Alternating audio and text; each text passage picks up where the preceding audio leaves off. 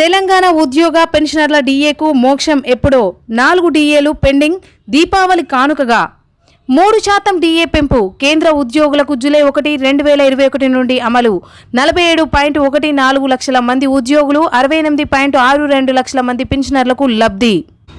తెలంగాణ ప్రభుత్వ ఉద్యోగుల కరువు భత్యం పెంపుపై అక్టోబర్ 2020లో ఉన్నతాధికారులకు సీఎం కేసీఆర్ కీలక ఆదేశాలు జారీ చేశారు. కేంద్ర ప్రభుత్వం డిఏ ఫ్రీజ్ చేసినా కూడా తెలంగాణ ఉద్యోగులకు డిఏ ప్రకటన ఆలస్యం చేయవద్దునని, వెంటనే తెలంగాణ ఉద్యోగులకు ప్రకటించవలసిన కరువు భత్యంపై అంచనాలు సిద్ధం చేయాలని ఆదేశించారు. కేంద్రం తమ ఉద్యోగులకు డిఏ ప్రకటించిన తర్వాత తెలంగాణ ఉద్యోగులకు తదనుగుణంగా సర్దుబాటు చేసుకుందామని అధికారులకు తెలిపారు.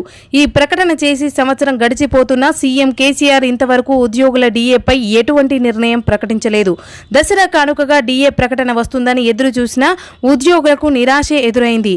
తెలంగాణ ఉద్యోగులకు బకాయి పడిన డిఏలో జనవరి 2020, జూలై 2020, జనవరి 2021, జూలై 2021 14% కేంద్రం డిఏకు, రాష్ట్ర ప్రభుత్వ ఉద్యోగుల డిఏ 12.74% ప్రకటించవలసి ఉన్నది. జనవరి 2020 నుండి జూన్ 2021 వరకు 10.01% కరువు భత్యంను దీపావళి కానుకగా ప్రకటించడానికి తెలంగాణ ప్రభుత్వం యోచిస్తున్నట్లు ఉద్యోగ సంఘాల నేతలు చెబుతున్నారు.